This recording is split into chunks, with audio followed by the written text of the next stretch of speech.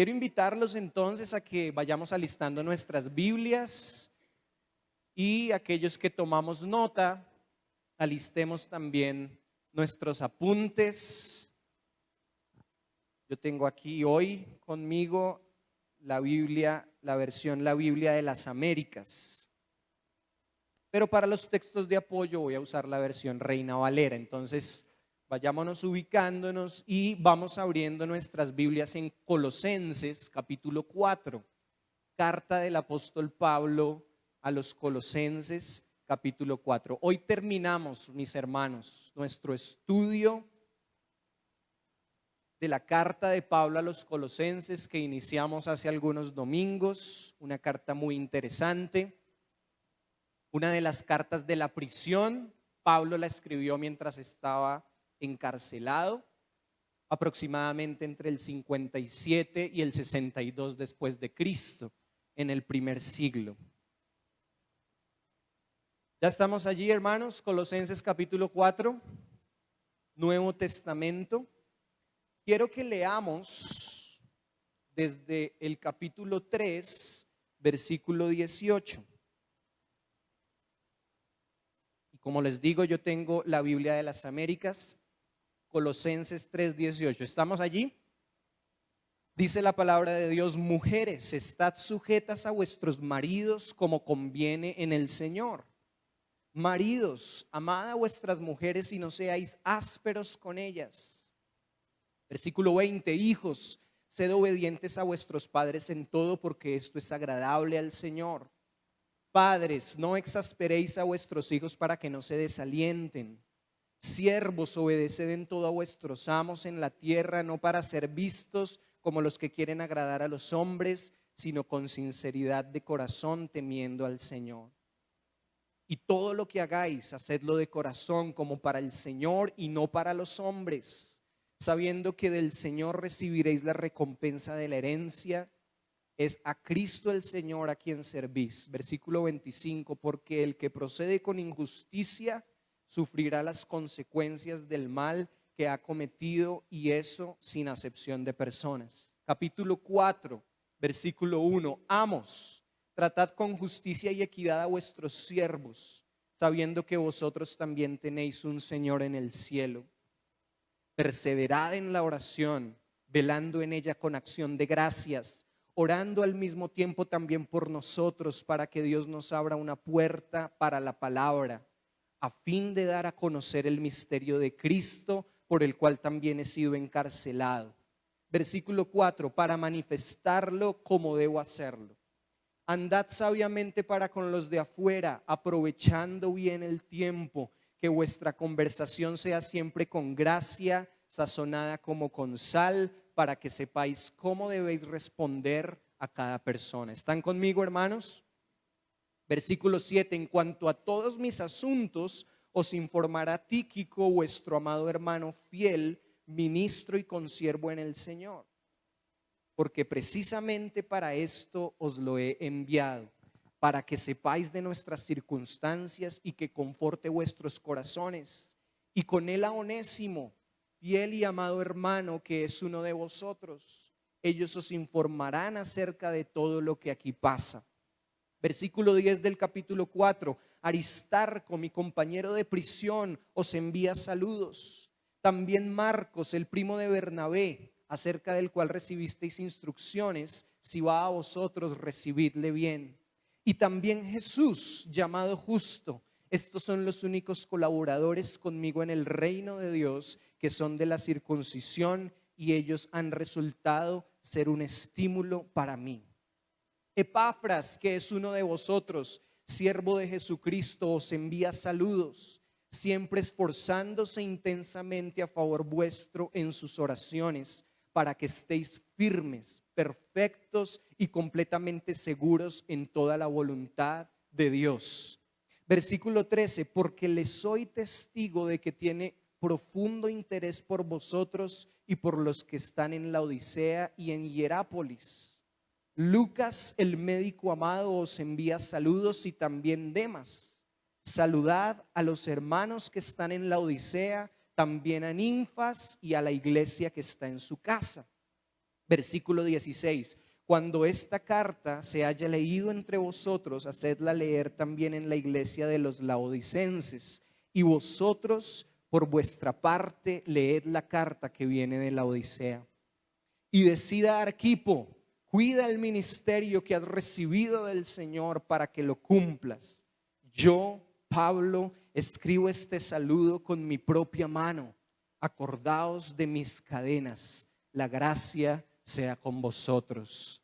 Amén. Oremos. Señor, gracias por tu amor inmerecido hacia nosotros.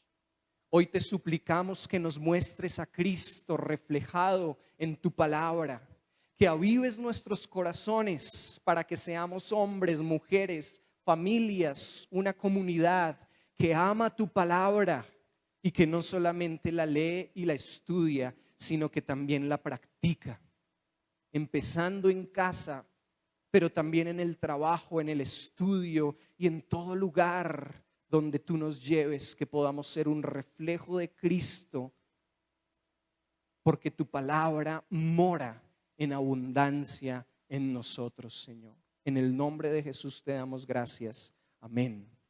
Amén, hermanos. Queremos colocar un título a esta reflexión y es invirtiendo bien mis palabras. Invirtiendo bien mis palabras.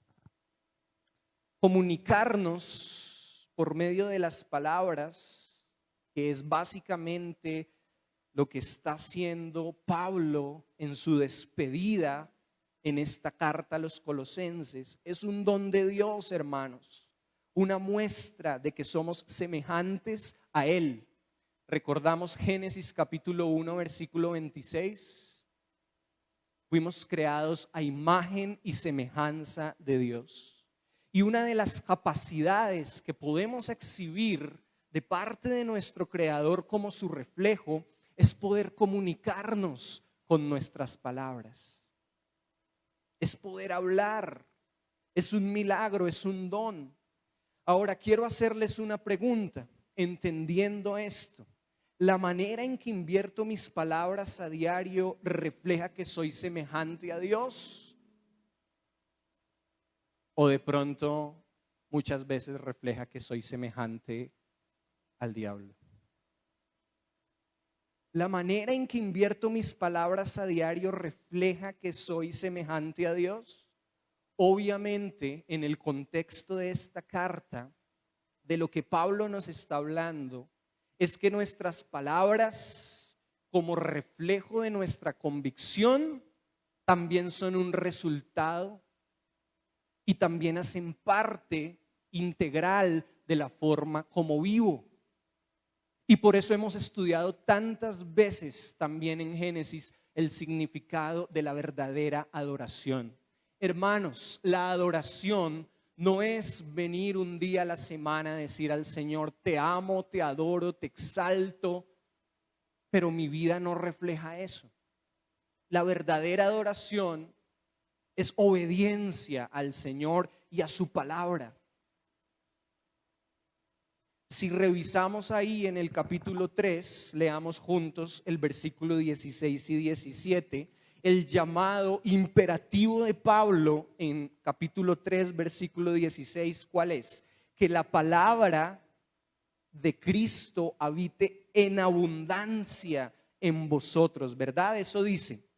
Con toda sabiduría, enseñándoos y amonestándoos unos a otros, ¿con qué?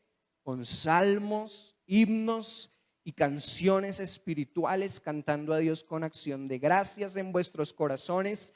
Y leamos juntos el 17. Y todo lo que hacéis, de palabra o de hecho, hacedlo todo en el nombre del Señor Jesús, dando gracias por medio de Él a Dios el Padre.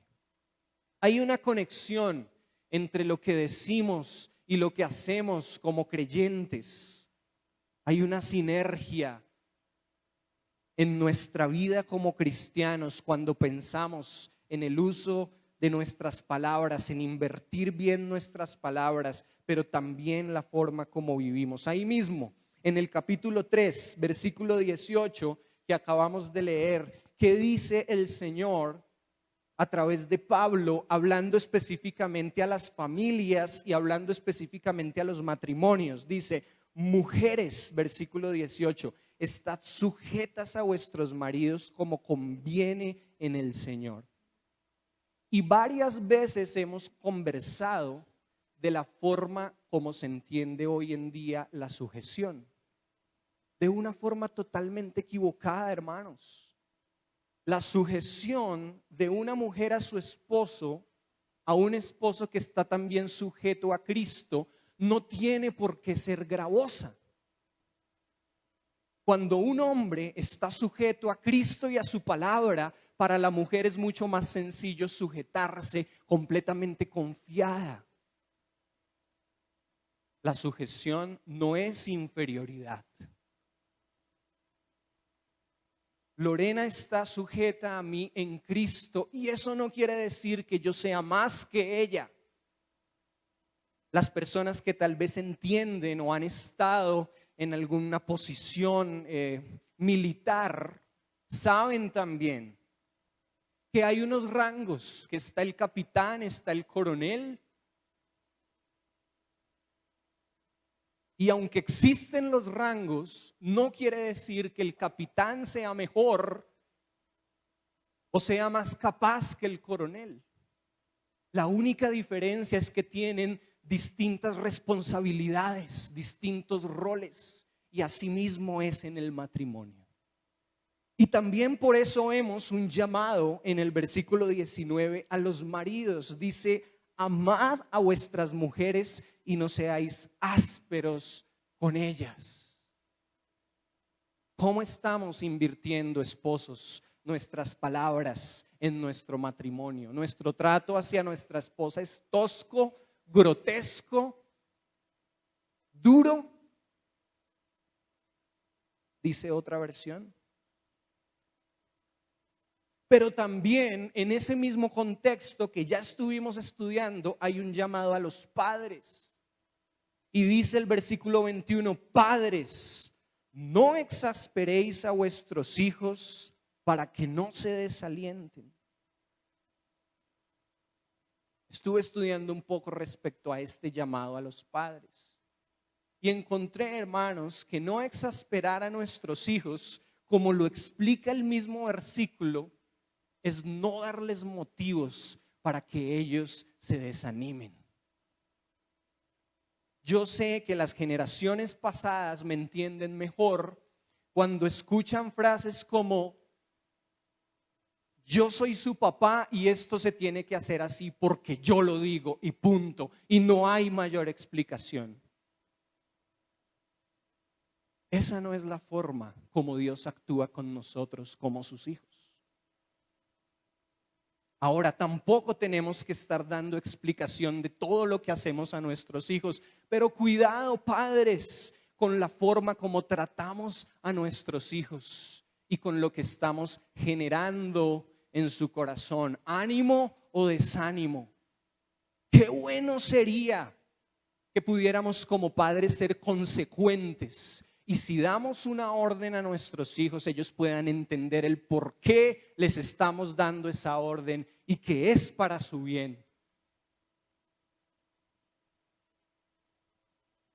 Y entramos entonces, después de este llamado a la familia, porque incluso en versículos antes de iniciar el capítulo 4, ya Pablo está haciendo también un llamado en otro contexto, que es el contexto laboral. Y se está refiriendo a los amos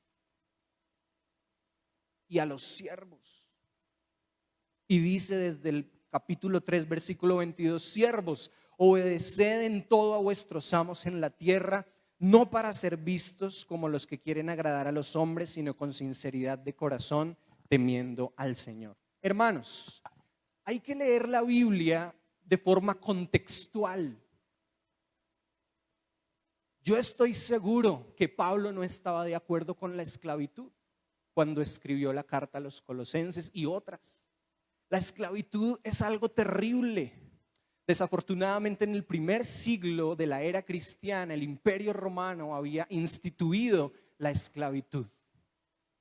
Y es interesante y fascinante ver cómo hombres como Pablo, como Pedro y como otros escritores de la palabra de Dios no están inmiscuidos en asuntos políticos queriendo abolir la esclavitud.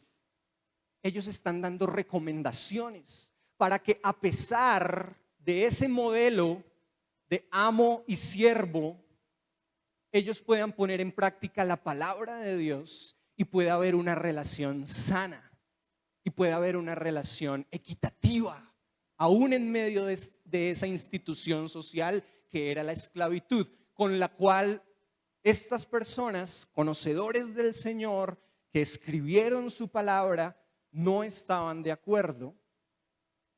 Y nosotros obviamente tampoco. Gracias a Dios no estamos en tiempos de esclavitud, sino que tenemos libertad como nación y también tenemos libertad en Cristo.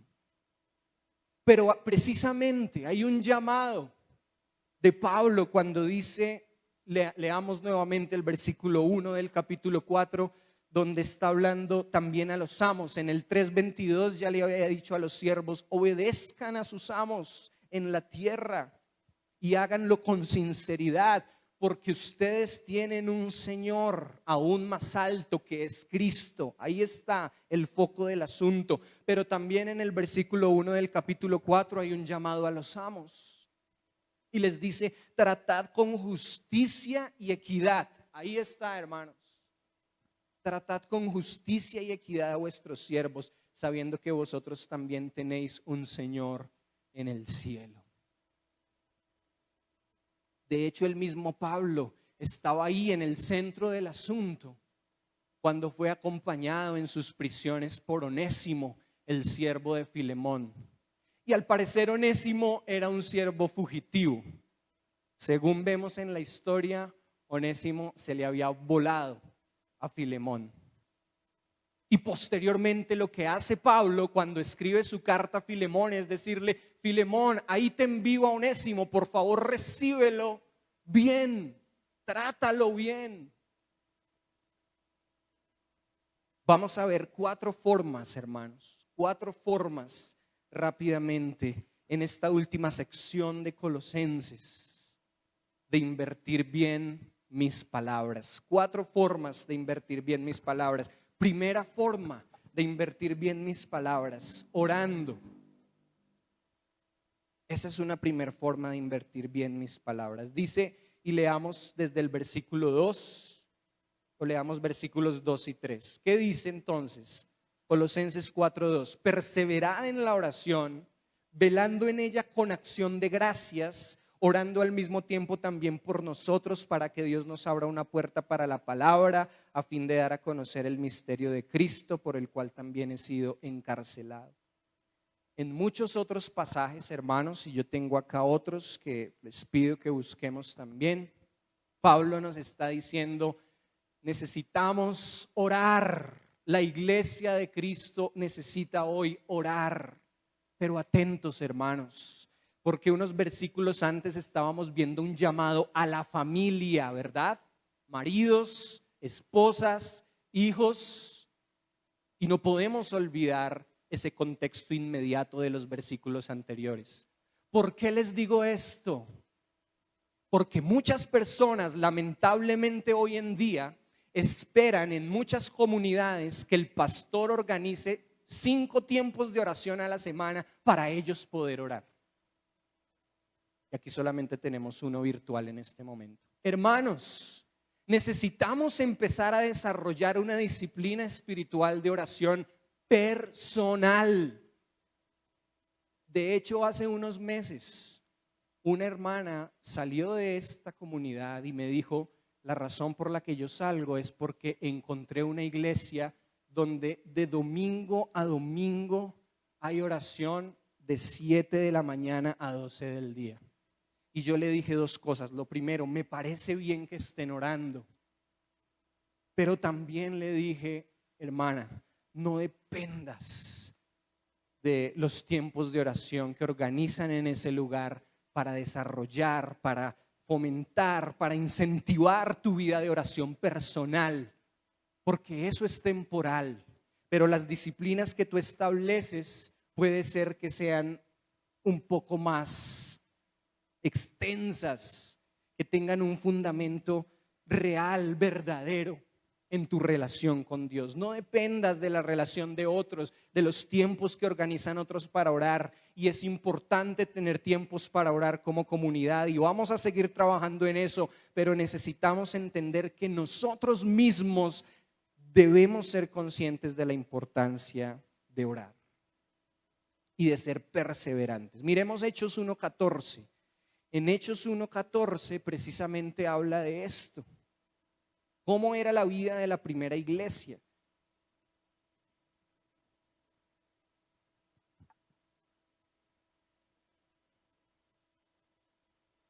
Dice la palabra de Dios en Hechos 1:14 que estos primeros cristianos perseveraban unánimes. ¿Están ahí, hermanos? Todos estos perseveraban unánimes, refiriéndose a los primeros cristianos, a la iglesia primitiva, en oración y ruego con las mujeres y con María, la madre de Jesús, y con sus hermanos. Claro, debemos orar juntos, debemos estar pendientes unos de otros, orar unos por otros. Y este es el llamado en el versículo 2, a perseverar en la oración. Todos nos sabemos de memoria primera de Tesalonicenses 5:17, ¿verdad? ¿Qué dice? Orad sin cesar. Y me parece maravilloso respecto a la exposición del libro de Colosenses que hace el teólogo norteamericano Warren Wiersbe, hablando de cómo es una oración incesante. Para que lo busquen si quieren, hermanos. Warren Wiersbe. ¿Cómo es una oración incesante? Porque muchas veces leemos orad sin cesar, entonces nos imaginamos que todo el tiempo en el Transmilenio, en el colegio, mientras estamos haciendo el parcial, tenemos que estar murmurando oraciones allá. Y eso es orar sin cesar. No es la interpretación correcta del pasaje. Por eso Wiersbe hace una comparación espléndida respecto a cuáles son esas actividades incesantes en nuestro propio cuerpo. Por ejemplo, respirar, ¿verdad? Es una actividad incesante. En el momento en que dejemos de respirar, hasta ahí llegamos, ¿no? Respirar es una actividad incesante. Y asimismo hay un llamado de Pablo a los hermanos en Tesalónica a orar sin cesar. ¿Cómo es eso, hermanos? Es un nivel, es el haber madurado nuestra relación con el Señor a tal punto de que nada en nuestra vida, ninguna decisión tomamos, ni hasta lo más pequeño lo sacamos de poder estar en comunión con el Señor y preguntarle, ¿qué es lo que quieres? ¿Cómo hago esto? ¿Cuál es tu voluntad, Señor, en mi vida? Y sí, pensando en esto, no estamos murmurando todo el tiempo, pero estamos siendo perseverantes cuando tenemos presente en nuestro diario caminar que el Señor está ahí y podemos comunicarnos con Él. Y de hecho yo sí oro muchas veces en la ducha o en el Transmilenio o en muchos lugares. Estoy pensando en el Señor y cuál es su voluntad para mi vida y le pregunto, ¿qué es lo que tú quieres? Esa es una oración incesante, el Señor presente en mi diario caminar. No es un murmullo constante, es una relación permanente. Y Pablo nos está llamando a perseverar en la oración y dice el versículo 2, velando en ella con acción de gracias. Con acción de gracias, hermanos. En esta iglesia, en estos últimos meses y años, hemos aprendido que la oración, hermanos, todos atentos, la oración no es una herramienta para que nuestra voluntad sea hecha en el cielo. La oración es una herramienta que el Señor nos ha dado para que su voluntad se haga en la tierra, para que podamos entenderla, para que podamos abrazarla.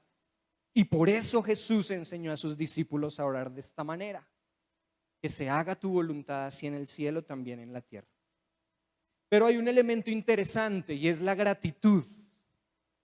Dice Filipenses 4:6, una carta de Pablo también: por nada estéis afanosos, sino sean conocidas vuestras peticiones delante de Dios en toda oración y ruego. Y hay algo interesante al final que dice: con acción de gracias, de gracias.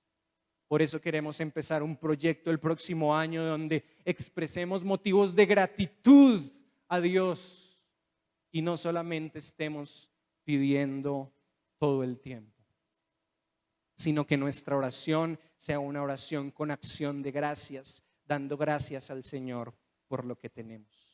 Segunda forma de invertir bien mis palabras es proclamando las Escrituras. Volvamos a leer el versículo 3. Dice: orando al mismo tiempo por nosotros, para que Dios nos abra una puerta para la palabra. ¿Están conmigo ahí en Colosenses 4:3? A fin de dar a conocer el misterio de Cristo, por el cual también he sido encarcelado. Hermanos, miremos cuál es la petición de Pablo. ¿Qué les está diciendo? Oren, hermanos, en Colosas por nosotros, para que Dios me libre de estas cadenas y para que yo no sufra tanto y pueda obtener mi libertad de estas aflicciones que estoy viviendo. ¿Esa es la petición de Pablo? No. Dice: orando para que Dios abra una puerta para la palabra, a fin de dar a conocer el misterio de Cristo, por el cual también he sido encarcelado. Tremendo, hermanos. Nosotros muchas veces estamos enfocados en nuestras aflicciones, en nuestras tristezas, y es bueno expresárselas al Señor, pero vemos al apóstol Pablo encadenado, encarcelado, sufriendo, pidiendo que se abra una puerta para que la palabra de Dios sea predicada y se pueda dar a conocer el misterio de Cristo. Pablo no oraba y no pedía apoyo en oración para obtener libertad de la prisión, sino para que la palabra de Cristo siguiera siendo predicada. Esa es nuestra actitud hoy. Yo me pregunto eso, porque muchas veces me siento enfermo, debilitado, tengo problemas, luchas, etcétera, y me pregunto, mi oración, mi clamor al Señor en medio de mis sufrimientos es para que la palabra de Dios siga siendo proclamada.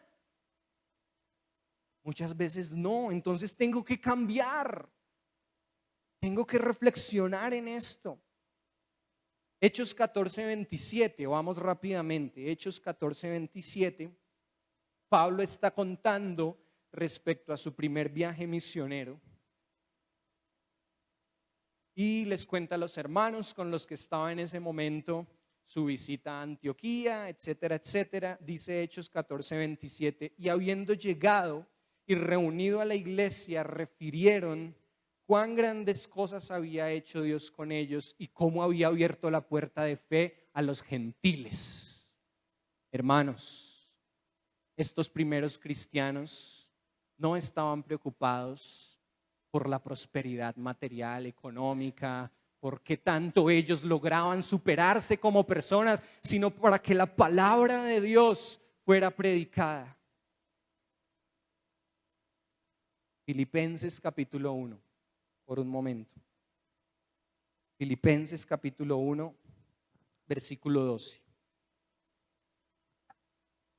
Pablo está diciendo: quiero que sepáis, hermanos, que las cosas que me han sucedido, están ahí conmigo, han redundado más bien para el progreso del evangelio, de tal manera que mis prisiones se han hecho patentes en Cristo en todo el pretorio y a todos los demás. Y la mayoría de los hermanos, cobrando ánimo en el Señor con mis prisiones, se atreven mucho más a hablar la palabra sin temor.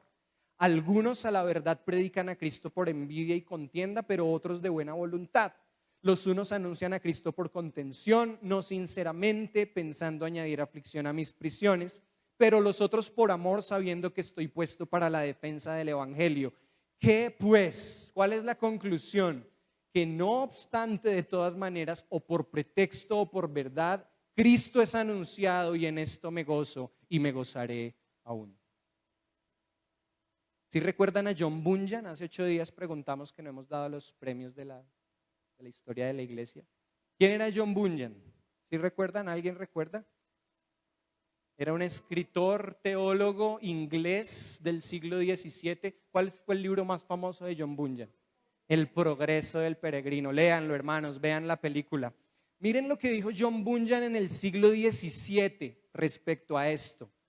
Él estaba encarcelado y a John Bunyan le dijeron: lo vamos a dejar en libertad, pero no se le ocurra seguir predicando.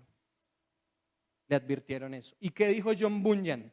Lo siguiente: si soy puesto en libertad hoy, predicaré el evangelio nuevamente mañana con la ayuda de Dios. ¿Dónde estaba su corazón? ¿Dónde está nuestro corazón hoy, hermanos? Tercer forma de invertir bien mis palabras: evangelizando. Y vamos a leer ahí en Colosenses 4, versículos 5 y 6. Dice: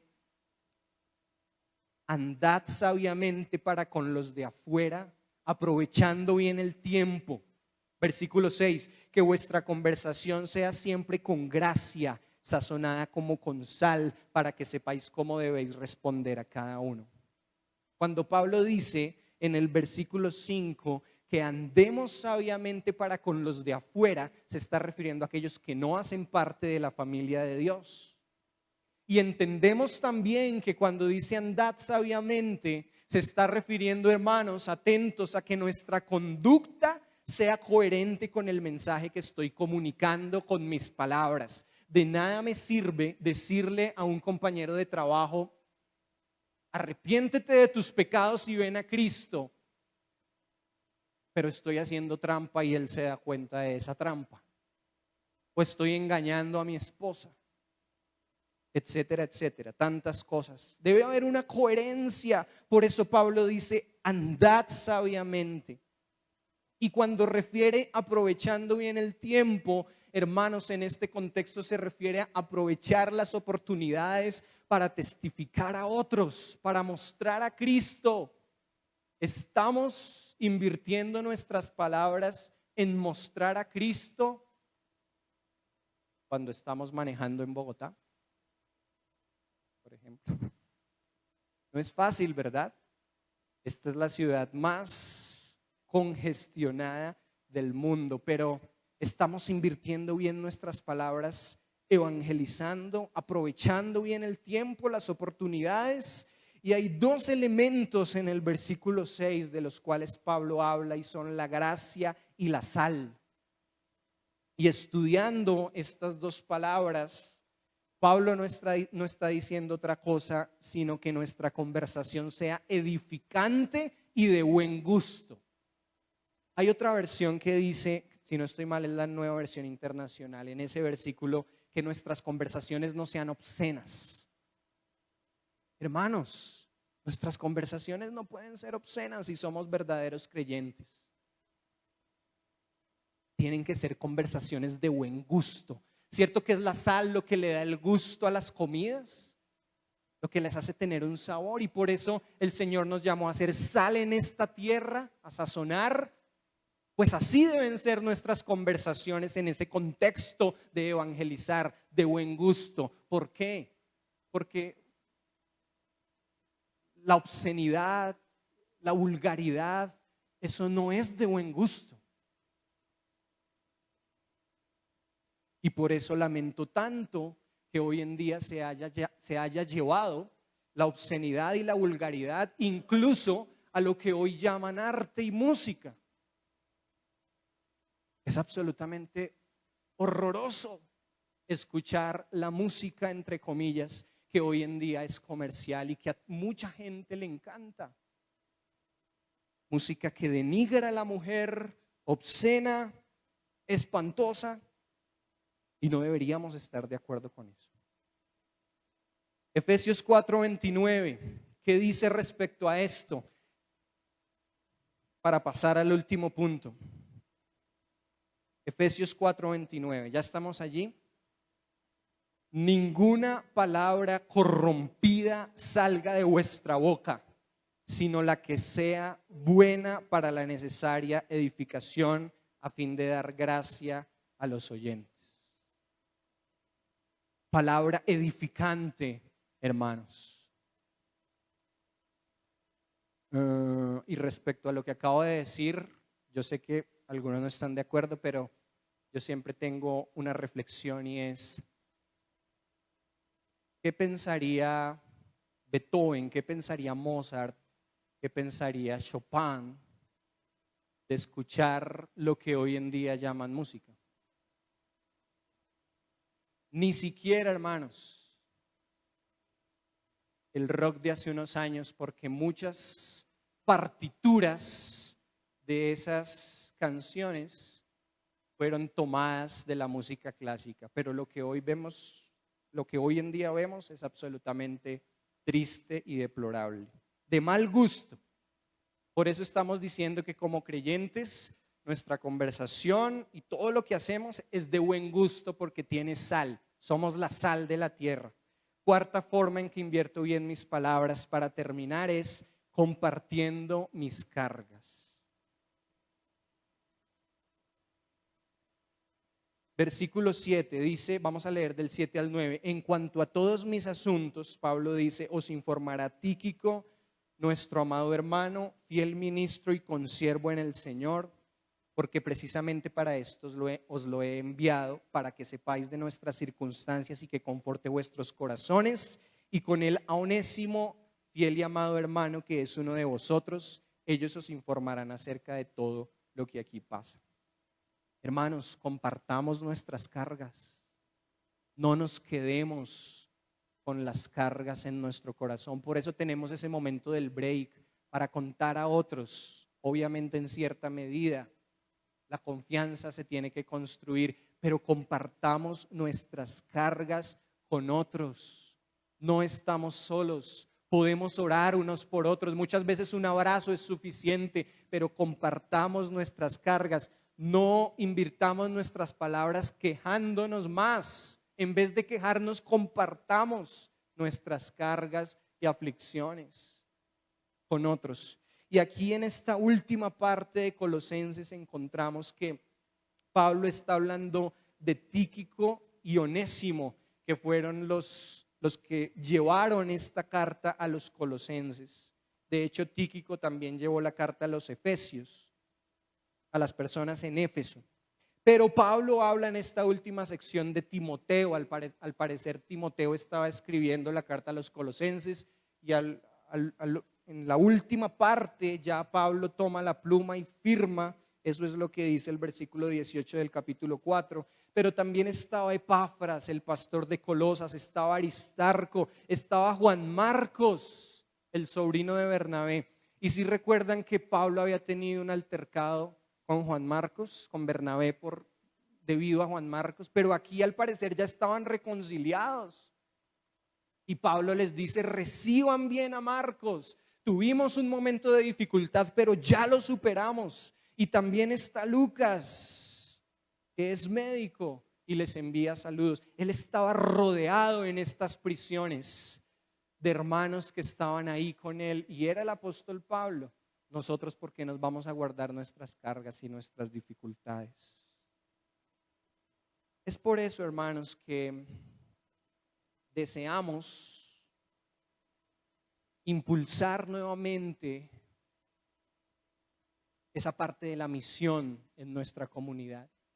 Por eso tenemos allí nuestras cartas de Sebastián, de Sarai y su esposo, de Alejandra y su esposo, de Orlando, de Martín y Connie. ¿Cómo estarán ellos por allá? ¿Qué cosas estarán enfrentando? Tal vez enfermedad. ¿Cómo estamos nosotros acá? Y de hecho sería bueno también, y queremos hacerlo, escribir una carta para contarles a nuestros hermanos cómo estamos, cuáles son las aflicciones, las dificultades, los motivos de gratitud por los cuales queremos también dar gracias al Señor. Pero no perdamos esta dinámica de compartir también nuestras cargas. Entonces, tenemos 4 formas de invertir bien nuestras palabras. Y hablando de esta última, hermanos, queremos invitar a Carlitos, quien va a orar por esa parte de la misión, por nuestros hermanos que están fuera. Pero 4 formas de invertir bien nuestras palabras. Lo primero es orando, segundo, proclamando las escrituras, tercero, evangelizando y cuarto, compartiendo nuestras cargas. Hermanos, ¿es fácil? No es fácil, pero necesitamos ponerlo en práctica. Necesitamos perseverar en la oración, proclamar la palabra de Dios. Muchos están asustados, pensando, ya viene el fin del mundo, la guerra en Medio Oriente, Israel, el pueblo de Dios, ahora sí llegó el momento. Entonces hay un desenfreno y una cosa y no sabemos para dónde tomar. No tenemos dirección. Proclamemos la palabra del Señor. Oremos por Israel, muy bien, pero oremos también por Palestina, porque miles de familias de palestinos muertos no han escuchado el evangelio de arrepentimiento. Deberíamos, como dice el pastor John Piper, usar nuestras redes sociales para eso, para proclamar el evangelio, para evangelizar, para testificar de nuestra fe, pero lastimosamente lo usamos en otras cosas. Y compartamos nuestras cargas con nuestros hermanos. Vamos a orar entonces en esta mañana. Ok. Amados hermanos, entonces vamos a poner en práctica como iglesia el principal objetivo de ser una iglesia es compartir la verdad del evangelio. Y vamos a poner en práctica Colosenses 4, cuando Pablo decía, oren para que el Señor abra puertas y sea conocido el misterio de Cristo. Todos sabemos la situación tan compleja que está viviendo el mundo de guerras. Y la palabra de Dios dice que no debemos alarmarnos, se está cumpliendo la palabra. Pero esto no nos exime de estar orando, como decía Andrés, por tantas personas que mueren. Y el problema no es morir, el problema es morir sin Cristo, sin la salvación en Cristo. Ese es el problema. Así que vamos a orar para que el Señor abra puertas y el misterio de Cristo sea conocido en el mundo. ¿Y cuál es el misterio? El misterio es que Cristo, el mismo Dios, se hizo hombre para dar salvación a todos los hombres. Y es un misterio porque no lo podemos entender como el mismo Dios se hizo hombre para darnos salvación. Vamos a orar entonces por esta misión. La misión es compartir el evangelio, compartir la salvación que es en Cristo. Amado Dios y Padre, te damos gracias, Señor, por esta oportunidad que tú nos das de poder estar clamando, Señor, abre puertas para que el misterio de Cristo, para que la salvación que es en Cristo Jesús sea conocida en todo el mundo. Padre, la situación que está viviendo el mundo de guerra, de muerte, Señor, nos debe llevar como iglesia a reflexionar y a estar clamando, Padre, que no mueran más personas sin conocerte, oh Cristo Jesús, sin recibir el regalo de la salvación que solo es en Cristo Jesús.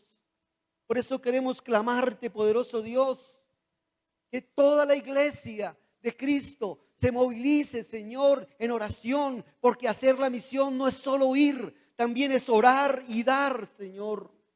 Y aquí estamos, Padre, como iglesia, clamándote, poderoso Dios, que abras puertas para que el misterio de Cristo sea conocido, Señor, en el mundo, para que no mueran más personas sin el regalo de la salvación.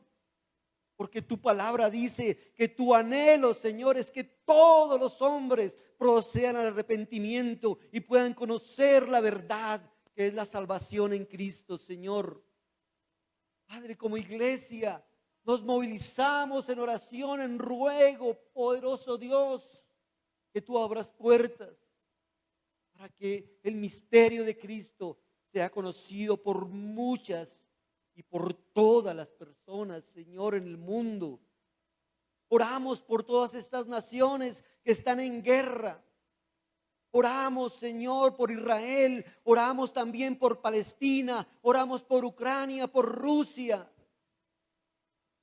Porque realmente oramos es por todos los hombres, Señor, para que vengan al arrepentimiento y al conocimiento de la verdad.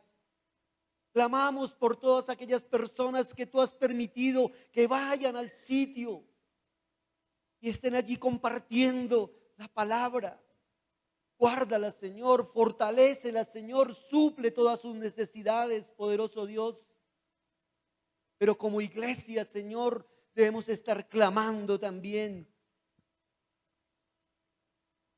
Padre, ten misericordia, ten piedad, Señor. Pero el mejor regalo que puede recibir cada hombre es el conocimiento de la verdad, de la salvación que es en Cristo Jesús.